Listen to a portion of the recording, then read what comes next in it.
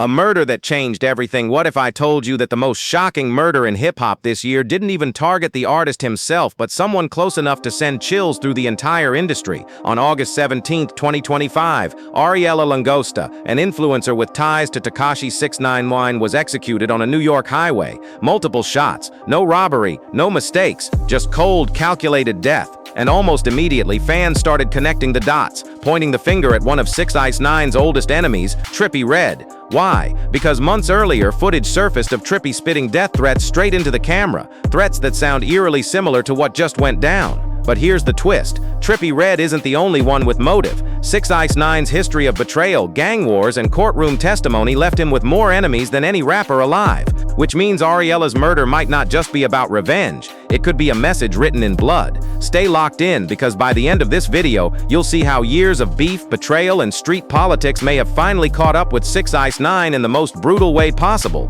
Before we dive deeper, make sure you hit subscribe, tap like, and share this with your friends, because what you're about to hear is a story YouTube might not want you to see. Let's start with the footage that blew the internet wide open. Trippie Redd on Instagram Live, dropping threats that didn't sound like rap beef, they sounded like war declarations. He wasn't just talking slick in a freestyle or throwing subliminal bars. He said things like, "I'm even going to kill you with medicine," a cryptic but chilling line that could mean poison, bullets, or any street-coded way of saying, "I'm coming for you." And when Trippie swore on his daughter's life, that's when everyone knew it wasn't just talk. In the streets, when someone puts their kids or their mom's name on a statement, that's binding. That's blood oath energy. What makes this even darker? Trippie didn't just threaten Tekashi, he expanded it, mocking him as Osama bin Tekashi, basically saying he was a terrorist who needed to be hunted down. And when you're already tied up with gangs like 9 Trey and 59 Brims, statements like that aren't metaphors. They're invitations for bloodshed. But Trippie wasn't working alone. He started linking up with Chief Keef and Tado, two rappers who already had their own beef with Tekashi, and together they dropped a track called I Kill People. Think about that title for a second. That wasn't just another diss song. That was a straight-up murder anthem broadcast to the world. And when you look back at Ariela's execution in 2025, those words don't feel like entertainment anymore. They feel like prophecy. But to understand why this animosity ran so deep, we gotta rewind back to when Tekashi and Trippie weren't enemies at all. Believe it or not, Tekashi 6ix9ine and Trippie Redd were once allies. Both were up-and-coming artists in the SoundCloud rap wave. Two hungry kids trying to break out of the struggle. Trippie even flew 6ix9ine out to his studio, gave him beats from Pierre Bourne, and opened doors for him. That's where tracks like Poles 14, 6ix9ine, and OE came from. It was supposed to be the start of a brotherhood, but then came the beat that changed everything. Gummo. Trippie had access to it first. He was supposed to feature, but he held off, thinking he'd wait and do something bigger with it later. Tekashi didn't wait. He took that same beat back to New York, turned it into Gummo, and launched himself into viral stardom without Trippie. What made it worse? Tekashi allegedly used that track as a diss against Trippie himself. Imagine letting someone into your studio, giving them beats, showing them love, only for them to flip the gift into a weapon against you. That was the betrayal that shifted their friendship into blood-level beef. And once resentment took root, things spiraled fast. But if you think that's the worst thing Tekashi did to Trippie, wait until you hear about the paperwork that surfaced, because that's when the moral line got crossed and the beef turned deadly. Trumpet in the paperwork revelation. In the streets, there are two unforgivable sins: harming kids and cooperating with police. Tekashi 6ix9ine managed to get linked to both. Back in 2015, 6ix9ine was charged in a case involving a minor. The paperwork from that case eventually circulated through the industry, and when Trippie saw it, that was it. The friendship was officially dead. Trippie had family trauma tied to similar situations, so there was no way he could overlook it. He went public, saying he'd seen the documents with his own eyes. Even when Tekashi tried to deny it, Trippie stood firm. "Bro, it's paperwork, it's real." For Trippie, that wasn't just a scandal, it was a violation. And in the hood, when paperwork like that gets exposed, it turns you into a walking target. That's when the beef crossed from betrayal into vengeance. And it wasn't long before fists and bullets started flying. But the first major hit didn't come from Trippie, it came from Tekashi and his crew. Violence in motion. Once the paperwork came out, there was no going back. Tekashi wasn't just battling Trippie on the mic anymore, he was at war with Trippie's people in the streets. The first big move happened in 2017. Trippie was at a hotel in New York when a group of men jumped him. He barely made it out, bruised and shaken but alive. And word spread fast. This wasn't random. This was 9 Trey. See, Tekashi had already locked himself in with 9 Trey Gangsta Bloods, a set notorious in New York. They weren't just backing him in music videos, they were giving him real muscle in the streets. And when you disrespect Tekashi, you're not just dissing a rapper, you're dissing an entire army. Trippie, on the other hand, was affiliated with the 59 Brims, another blood set out of Ohio. That made this feud even nastier. It wasn't just two rappers trading insults anymore, it was gang politics. Every punch, every bullet, every diss track carried the weight of entire sets behind it.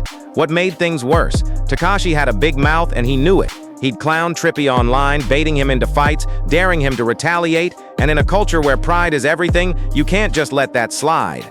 But while Trippie was dodging fists and swinging back with words, Tekashi was spiraling into something far more dangerous. His beef wasn't just with Trippie anymore, it was spreading to Chicago rappers, Houston promoters, even industry executives. And when you've got that many enemies, someone's gonna strike where it hurts the most. Ariela's murder. Fast forward to the morning of August 17, 2025. Ariela Langosta, a rising influencer with rumored ties to Tekashi, was driving along a New York highway. It was supposed to be a normal day, but at 6:42 a.m., everything changed. A car pulled up beside her. Witnesses say there was no warning, no words exchanged, just gunfire. Over half a dozen shots ripped through her vehicle. She died instantly. Police confirmed there was no sign of robbery, no carjacking, no random road rage. This was an execution. And immediately the speculation began. Why her? Why now? Some fans pointed to her rumored romantic connection with Tekashi. She wasn't just a friend. She was allegedly someone he cared for deeply. That made her the perfect target, because while Tekashi moves with security, bulletproof cars and heavy protection, Ariela didn't. Hitting her sent a message louder than killing Tekashi himself. We can reach whoever you love. Nobody around you is safe. But here's the chilling part. This wasn't even the first time Ariela had been in danger. In 2018, Ariela was kidnapped. Reports at the time linked it directly to Tekashi's drama with 9 Trey. She wasn't killed then, but that incident proved something terrifying. She was already on the radar. Think about it. For 7 years, she carried that target on her back, and in 2025, it finally caught up with her. It raises a bigger question. Was this murder a direct continuation of the old 9 Trey beef, or was it Trippie finally cashing in on years of threats? Because if you look at the timing, it lines up perfectly. Tekashi's money was drying up. His security detail wasn't as heavy. He was slipping, making him more vulnerable than ever. And that vulnerability extended to the people closest to him.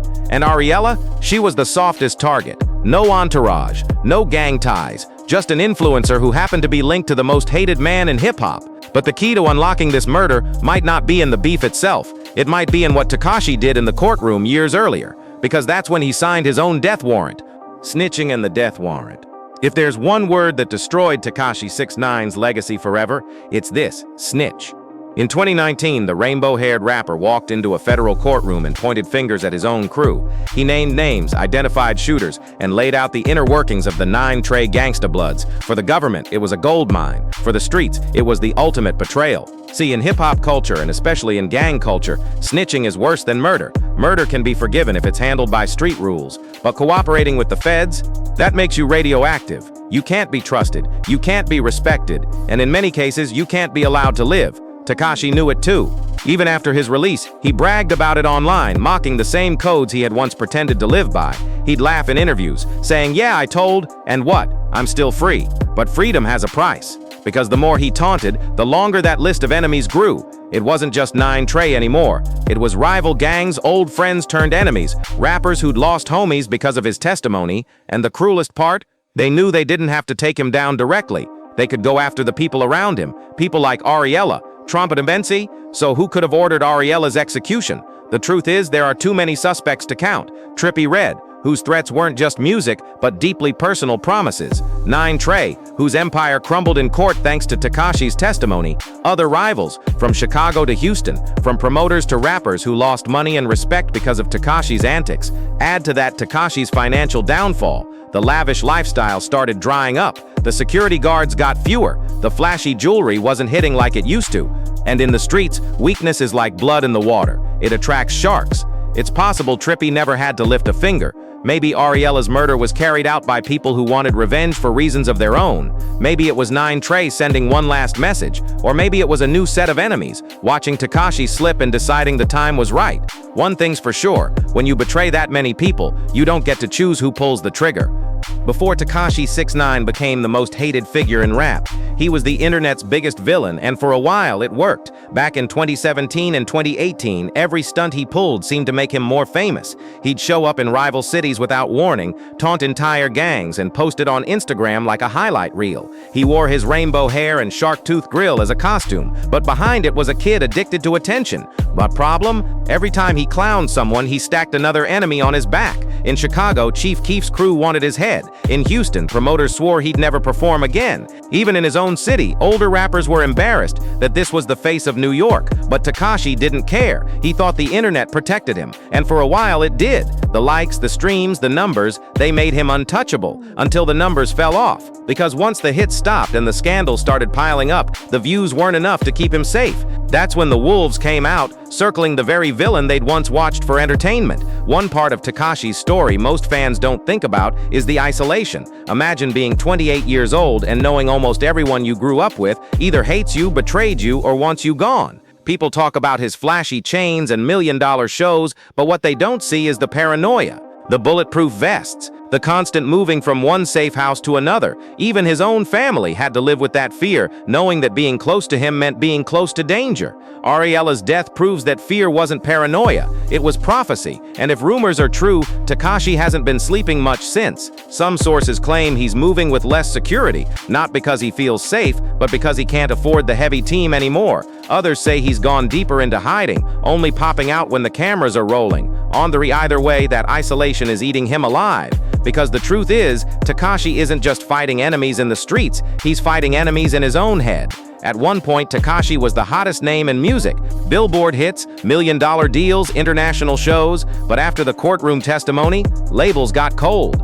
Artists who once collaborated with him erased his number. On the reach to streaming platforms seemed to cool off. His songs stopped landing on big playlists. His album sales dropped. His YouTube numbers slowed. Onderis to him going where ukol tangs to it per tiktuas, puhabrig zakajizado, tiktakajis to tembive. But not purpals madex. Nobody wanted to risk their reputation standing next to a man who'd exposed entire crews in court. So Tekashi did what Tekashi always does. He tried to clown his way back, but the antics weren't hitting the same. The world had moved on. And when the spotlight fades, enemies start moving in. So where does that leave us now? Ariela's death wasn't just tragic, it was symbolic. It showed the world that Tekashi's enemies are patient. They don't forget. And when the time is right, they strike. Rananure. If this is how far they were willing to go for someone around him, what happens when they finally catch Tekashi slipping? Because the truth is, he can't run forever. Money runs out, fame fades, friends disappear. And when that happens, the walls close in. The only question left is, who will take the final shot? Trippie Redd, 6ix9ine, or someone we haven't even considered yet? Until then, one thing is certain, Tekashi's story isn't ending with a happy retirement. It's ending the same way it started, loud, chaotic, and soaked in violence. Ariela's murder isn't just another tragic headline, it's a ripple effect, a consequence of choices Tekashi made years ago, choices that made him rich, famous, and untouchable, but also marked him for death in the eyes of the streets.